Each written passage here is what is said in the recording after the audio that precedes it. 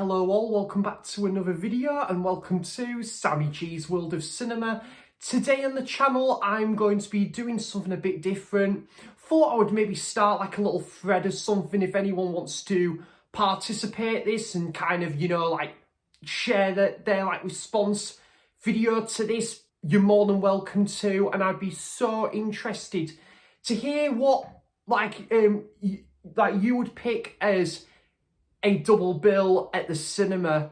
I've picked out 5. I could have picked more if I wanted, because there's so many I could have picked as like a double bill at the cinema. I thought of other films that had, like a similar forte or similar resemblance in tone about them. Like I could have gone with Amelie and The Worst Person in the World, or The Worst Person in the World and Before Sunrise. Something similar like that, but I mean like in a cinematic sense where this would make a great cinema double bill. I'd be so interested to hear what you guys would think would make a great double bill at the cinema. Again, if you wanted to either share like your thoughts in the comments or might make a response video, you're more than welcome to, guys, because I'd be so interested to hear all of that. So the first one I'm going to pick is what would make a great double bill at the cinema. The first one, I picked out 5 here. King Kong and Mighty Joe Young. Yeah, I think because they've both got like the New York setting. They've got like a similar style in terms of like special effects and the side characters as well. I think, it would make such a great double bill. King Kong, I've not seen for, with no pun intended, donkey years. And yeah, I just think, I was speaking to Alan at Kermit's Ghost about this. I could only just imagine what it would have been like to see King Kong in New York. Original King Kong and Mighty Joe Young in like a sort of like an independent cinema in New York would just be wonderful.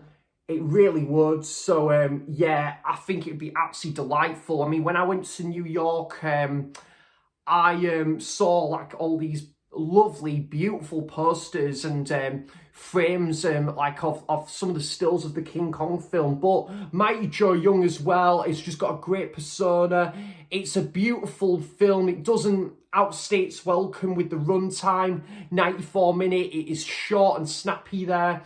And I just think there's some great, interesting side characters. The love relationship you actually care about as well. Great double bill at the cinema. Certainly if Tyneside did something like this, I would definitely sign me up for that. So King Kong and Mighty Joe Young. 2 sequels for me personally, like I would put over the original, and that could be a bit of an unpopular opinion, but I think both of these sequels have maintained like a cult status in like recent years. And yeah, I'm not saying these 2 are the better made movie in comparison to the original, but I think it's the most enjoyment I get out of each of these sequels in comparison to the original. But I do think both of these original movies to these are 2 excellent movies. But the sequels, and I'm going for a sequel double bill, Psycho 2 and Nightmare on Elm Street Part 3, Dream Warriors.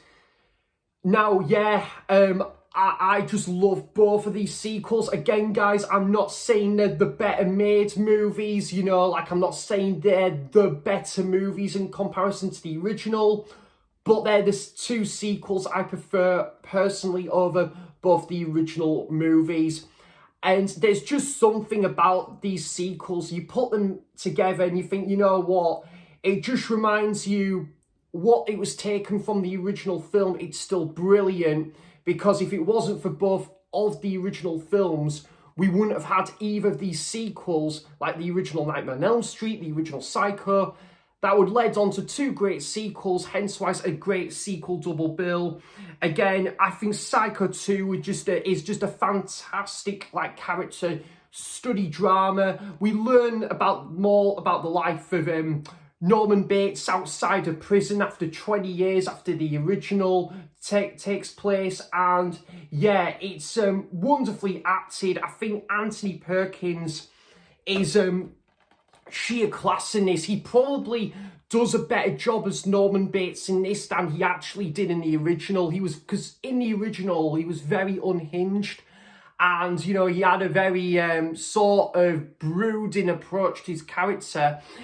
It's not much of that to begin with here with Norman Bates, but when it does slowly builds up, and then you see more of his work life, which I kind of think plays a great part into this sequel.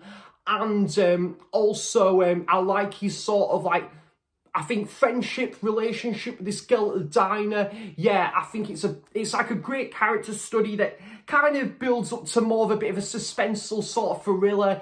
Great stuff. And Nightmare on Elm Street Part 3 Dream Warriors, I do prefer the original. Yeah, I just think you're kind of learning from Nancy's perspective and what she went through in the original, you know, like the sheer horror she went through, and she's kind of sort of spending time with these group of patients at this psychiatric hospital, and they're going through that similar phase in their lives, and Nancy is like a role model, someone that they can look up to, and she does a brilliant job at it. I can't remember the actress's name, but I think she puts in a great job in this. And you also see what's the guy's name? John Saxon. You see him back in this as well as Nancy's father. And yeah, Freddy is just vulgar and vicious as ever in this. And yeah, I think it's the most vulgar we probably see of Freddy in this, if not maybe Freddy's Revenge. Freddy Krueger played brilliantly by Robert Englund. So yeah, I just think it'd be a great like Friday, Saturday night double bill of two great sequels here. They did do something similar for like Tyneside's horror season. Like, you know, like they have that every October, and they did that last year where they showed, I think, these two back to back. And if they did, you know, like on a separate double bill, it'd just be like a match made in heaven. I think Psycho 2 and Nightmare on Elm Street 3 Dream Warriors. And then we have two space-based sci-fi movies that have a very slow burn feel about it. But I don't mean that in a bad way, because I think the slow burn feel of, in my opinion, both of these movies just pays off because you've got a great group of characters to keep you engaged whilst you're in space, while you're really, you know, immersed, and you're really engrossed in the sway of, you know, like this slow burn movement that's encapsulated in both of these movies. And I was speaking to Warren about this, and there's another movie with both of these that would make a great triple bill, but I'd stuck with these as a double bill. So 2001: A Space Odyssey and Star Trek: The Motion Picture. Star Trek: The Motion Picture, I know, is not going to be for everyone. You know, I think it is considered to be a bit of a Marmite movie. I'm not saying this is the best Star Trek movie, but I think it, in my personal opinion, guys, I think it does such a good job with introducing or reintroducing the characters put to the big screen. And it's not the most exciting plot, you know, there's not much of a great threat until maybe the last half an hour. But I think just spending quality time with the Enterprise crew is enough there to keep me on the hook. And I think the music by Jerry Goldsmith is just sheer class in this. So yeah, I think it would make, it also makes for a great like cinematic spectacle with like its visuals and some of the special effects as well, you know, like the sort of the world building side to this movie in the Star Trek sense. Yeah, I think it's really good. And you know, like, you know, these characters back to front already, taken from the original Star Trek series, but they're put into like a Hollywood fashion, and yeah, they're still as great, fun and campy, fun-loving characters as you know in the TV series. It just really has a bit of a slow burn feel and not much of a plot going on, but there's enough there to keep you engaged. And Robert Wise really does the job when it comes to like his own direction and like, you know, like putting Star Trek to the big screen for the first time ever. Yeah, it is very good stuff in my personal opinion, but not the best Star Trek movie by any means, guys, in my personal opinion again. But 2001, which for me personally is the far better movie in comparison to the motion picture. I think most people would agree, but not to take away from the motion picture because I still really do enjoy it. And yeah, I just think the way the film is crafted and choreographed in this, having the similar slow burn movement to the motion picture, which I think took great pride from Stanley Kubrick of what he did in 2001. I think Robert Wise really took a leaf out of his book. And yeah, as I say, there's not a big plot, there's not loads going on, but there's still enough there to keep you engaged and enthralled by the cinematic space experience, and it is masterclass. In fact, guys, I could even go as far to say this is like near to perfection for me.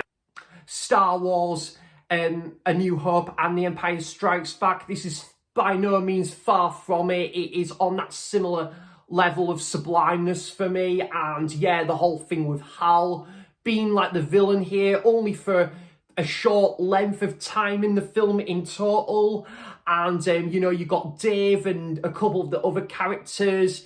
They're kind of like going through, it's kind of a whole new different realm that they're seeing in their very eyes for the first time. And you really kind of sympathise for how long they've got to go on this space mission for. Soundtrack that's picked for this and like the score pieces that's meshed together. I just think it is just, it brings wonders to like the film and the big cinematic scope that this film goes for. And I think, yeah, if you put both of these films like together, you've got a real great space sci-fi double bill here. And I certainly would be up for both of these movies at the cinema. It would be a long double bill. I mean, you could be talking about maybe 4.5 hours in the cinema, but totally worth it because both of these films have really got to be seen to be believed at the big screen. So that's Star Trek the Motion Picture and 2001 A Space Odyssey. And then the next one we have is The Wicker Man and Envy's Men. Kind of two different films, but they've got the similar sort of like folklore feel to it, like this, you know, kind of like a similar sort of atmosphere vibe that's going on. And The Wicker Man, yeah, is, you know, like a stone cold classic. You know, I think it's really maintained a bit of a cult following in recent years. It's kind of one of the founding fathers of that, you know, like that folk horror genre that would, you know, inspire the likes of Midsummer and A24's Men. Yeah, I think what Robin Hardy did with his like rendition here with the, like his presentation of this, because it is adapted from a book, yeah, I think it is it's brilliant. Like Christopher Lee and the whole thing with Summer Isle, I think it is, Scottish Island, where like there's this, the police officer played brilliantly by Edward Woodward, who does a great job in this, and you know, he really suspects there's something vicious and you know, like brooding about like this island he's set a foot upon.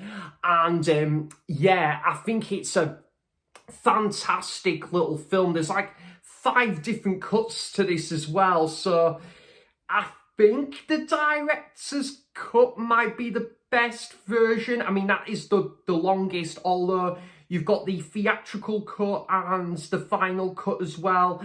I think I've only seen the theatrical cut, I think, but yeah, I think it's got one of the most chilling endings put to film as well as The Wicker Man, and folk soundtrack as well. That again really does wonders for like the whole like setting and atmosphere that the film goes for, and pretty unhinged, you know, like residents on that island.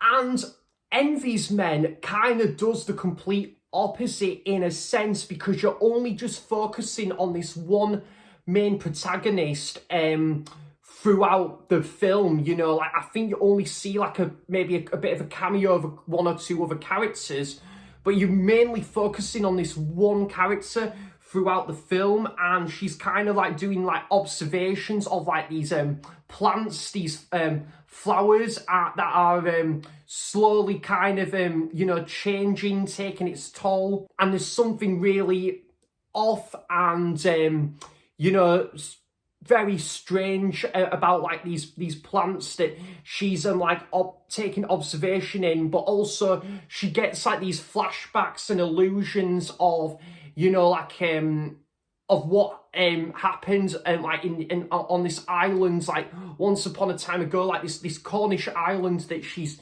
like doing these observations on. And yeah, she starts seeing strange things, and you know, it kind of has a real similar ilk to, yeah, like the Wicker Man. So yeah, I think both of these have got a very similar vein in terms of like the folk horror genre, and yeah, like a similar vibrancy about it, a similar aesthetic, and both British like folk horror films as well that I think can make a great double bill. Like I say, for this, I don't know, like maybe the director's cut or theatrical cut could hit the bill for this, and yeah, this clocks in at 90 minutes, so you're probably going to be talking about maybe 3 or so hours in the cinema with both of like these movies. Actually, both of these films I've actually just realised I've seen them at the cinema, and yeah, like put the 2 and 2 together, I think it would just make for a great like folk horror double bill in like the wintry period. Yeah, so that's The Wicker Man and Envy's Men, both fantastic films. And then the last one we have is, I have never seen either of these films at the cinema, and Tyneside last year, part of their horror season, as they do on like this all-nighter every tail end of October, which I would love to get to one of those all-nighters one day. Yeah, I know that this shown at Tyneside, I think every once in a while, part of their all-nighter. And because I love both of these movies just ever so much, I just think I always have both of these films as a double bill, like every tail end of October at home. But just experience that at the cinema, it'd just be sheer class. And you know, it's not like back in the day where, you know, it's brilliant that The Evil Dead came out. It was, you know, it was a banned video nasty for a number of years, but then like you're kind of waiting until the sequel comes out. It's like, now I've watched the first Evil Dead, I can't watch the one without the other. It's like, because Evil Dead 2 really, you know, like it's you know, takes place ever so shortly after how the first film ended, and I'm going with Evil Dead 2 and The Evil Dead. Yeah, I think both of these films, you know, I watched them every tail end of like October. You could even say you could have had the full Sam Raimi trilogy, put Army of Darkness in there as like you know, like the triple bill.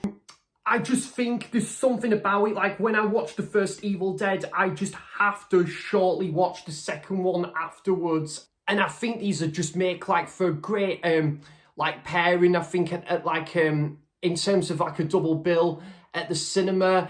I just think, again, they're both very different in in tone as well. One is very dark in some aspects. I've had a couple of jump scares from this when I first watched it, but then you've got the more comical factor to the Evil Dead world that is, you know, taking its toll into Evil Dead 2, but a lot of the great aspects that was taken from the Evil Dead is very much alive and kicking in here.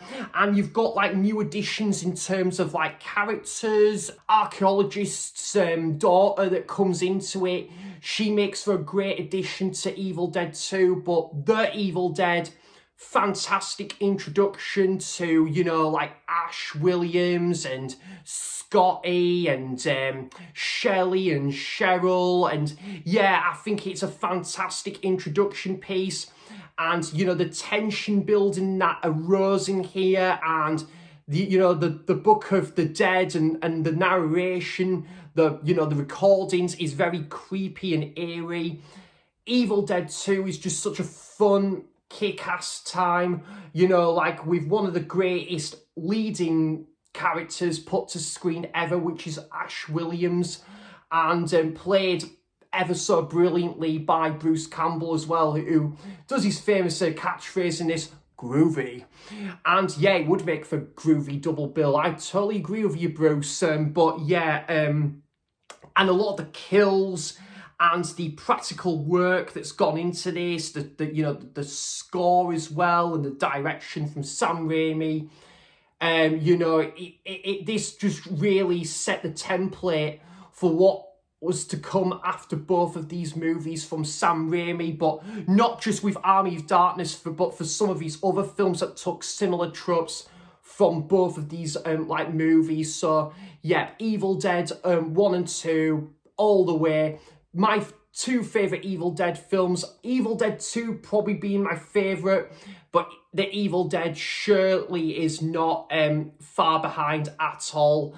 And yeah, I think it's just some of the best horror you'll ever get, period. You know, the fun factor is still there, and, you know, it's still so cheesy and corny and campy, and you just love it for all of those reasons. So that would be a great sort of like horror double bill at the cinema, like maybe at the tail end of October, Evil Dead 1 and 2. So there we go, guys.